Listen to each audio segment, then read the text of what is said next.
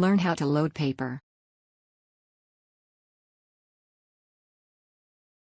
Slide out the paper support.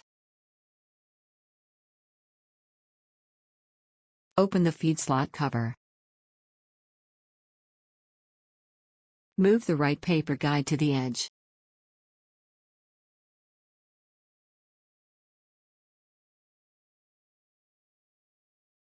Load with the printing side facing up.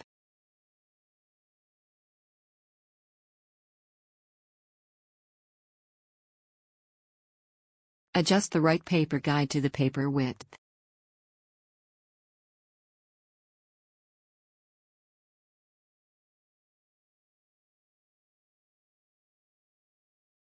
Close the feed slot cover.